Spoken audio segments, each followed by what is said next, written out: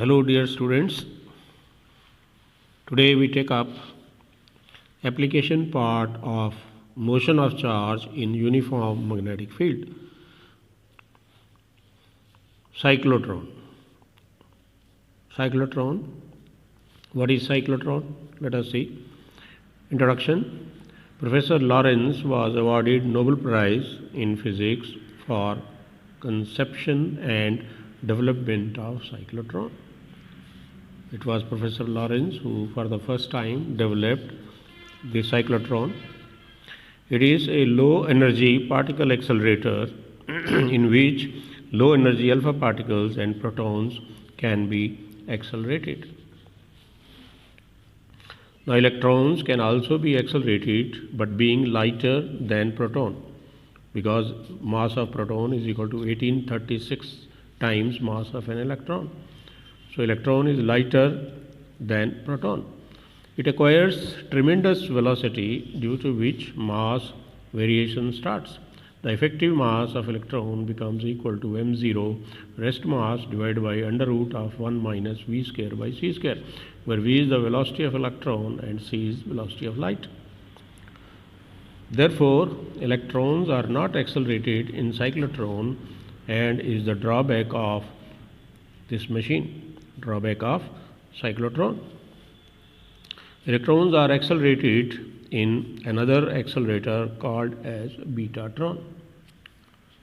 So let us look at the label diagram of cyclotron. This is the label diagram of cyclotron. So first we take up the principle of working of cyclotron. The principle of working states that angular velocity of the charged particle remains constant throughout acceleration in cyclotron, that is omega is equal to v by r. When velocity increases, its radius also increases by the same magnitude and omega remains constant. Now construction part. You have to look at the diagram. Now cyclotron consists of two semicircular evacuated hollow flat metal cylinders called as Ds. These are the Ds which are evacuated from inside, and hollow, also hollow inside, from inside, flat, semicircular, flat, evacuated Ds, D1 and D2. So the main part of cyclotron.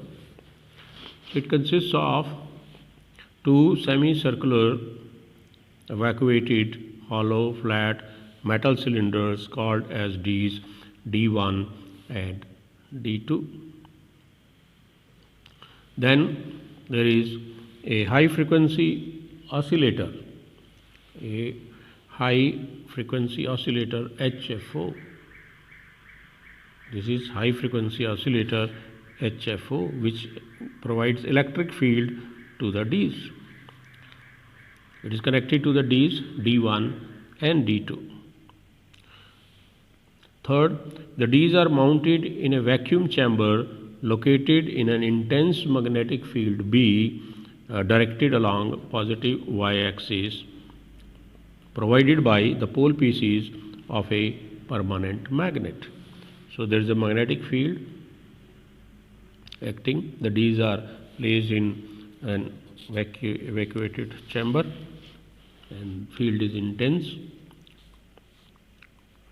And then fourth part is an ion source S or particle source is located at the center of the Ds, which are produced by the ionization of appropriate gas by electrons emitted from tungsten.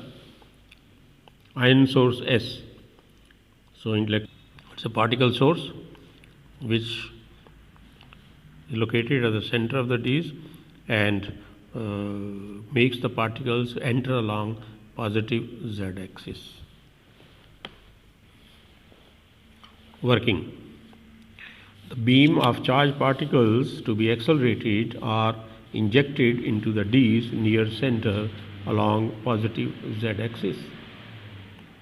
With velocity v, the charged particles start off along negative x-axis towards d1 on a circular path of radius r equal to mv by qb, where m is mass of charged particle, q is charge on the particle, v is velocity of the particle, b is the magnetic field applied. Here we can use the direction of the force experienced by the charge using Fleming's left-hand rule, and according to that rule the charged particle will start off along negative x-axis on a parabolic path. Now here, when charged particles come out of the source along positive z-axis, it experiences a force Fm equal to qv cross b, and it starts off along negative x-axis and follows the circular path like this. So at this point, when it reaches at this point, it is accelerated and describes a larger radius, and when it reaches here it describes again a larger radius. It is accelerated and it goes to a larger radius. Here also again it is accelerated. Here also again it is accelerated. How it is accelerated? Because this HFO is there, it provides an electric field. Charge particle, when positive charge particles arrives at this point, then the polarity of the electric field, here it is negative, here it is positive. So positive charge particle, negative will attract it and will accelerate it, and when it reaches here, then the polarity changes. This charge becomes negative, and this d becomes positive. So this negative will attract it, this positive, it is accelerated. So every time the charge is accelerated at this point, negative y-axis, and at the point positive y-axis when it crosses this. This is possible only when the frequency of HFO is equal to cyclotron frequency. This is the accelerating condition. We call it as resonance condition. Now we have understood how acceleration takes place. Let us revise. Since Ds are connected to HFO, high frequency oscillator, which provides an alternating electric field across Ds. Due to this electric field, charged particle gets accelerated because force experienced is equal to electric force experienced is equal to F equal to QE, and Q is equal to mass into acceleration. So charged particle is accelerated. Acceleration is QE by m. So every time it crosses plus y minus y axis and enters the Ds, describing a circular path of larger radius. This happens only when the cyclotron frequency Fc becomes equal to frequency of high frequency oscillator. So Fc is equal to FHO. Acceleration takes place only when Fc is equal to FHO and is known as cyclotron resonance condition. So when cyclotron resonance condition is met, only then will be acceleration taking place. So according to polarity of electric field changes, as the polarity of accordingly polarity of electric field changes. So if this happens, polarity change, the frequency of cyclotron frequency is equal to frequency of HF. Only then the acceleration will take place at every point when it crosses y-axis, whether positive y-axis or negative y-axis. Finally, the charged particle comes out of the Ds when it reaches its periphery. Thus, it gains lot of kinetic energy. Now, how much is kinetic energy? Kinetic energy is half mv square, but v is equal to omega r. So, kinetic energy can be expressed as half m into omega r square, where r is the radius of the D, and it is equal to half m omega square r square. But omega is qb by m, so we can express kinetic energy in terms of field half m q b by m whole square into r square. On simplification, we get it equal to half q square b square r square by m. of frequency as kinetic energy is equal to half m into 2 pi f square r square, or half m 4 pi f square 4 pi square f square r square, or on simplifying we get 2 pi square f square r square into m. Now time period. Since omega is 2 pi by t, so t is equal to 2 pi by omega, and omega is qb by m, so it is 2 pi by qb by m, so it is 2 pi m by qb, and is independent of speed of the particle. Now factors affecting kinetic energy of the particle accelerated in cyclotron. A. Maximum size of magnetic field. Second, the frequency and power limit of HFO. And third, the fact that if particle approaches velocity of light, then mass variation would start. Therefore, kinetic energy is kept low. So we call it as low energy particle accelerator. Now assignment.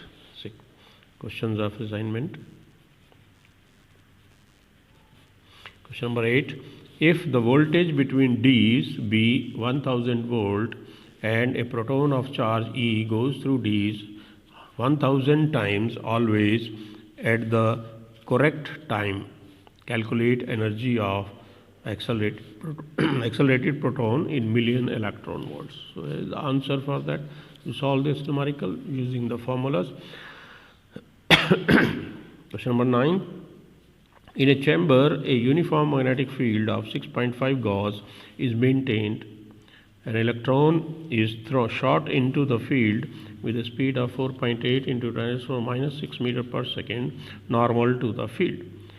Explain why the path of electron is a circle. Determine the radius of circular path, and this will 4.2 into 10⁻⁻² meter. Next, question number 10. A cyclotron oscillator frequency is 10 megahertz. What should be the operating magnetic field for accelerating protons? If the radius of D's is 60 centimeter, what is the kinetic energy of proton beam produced by the accelerator? Express your answer in million electron volts. So magnetic field is 0.628 Tesla, and kinetic energy should be 7.422 into 10⁻⁶ million electron volts. So this is about particle accelerator, cyclotron. Thank you so much.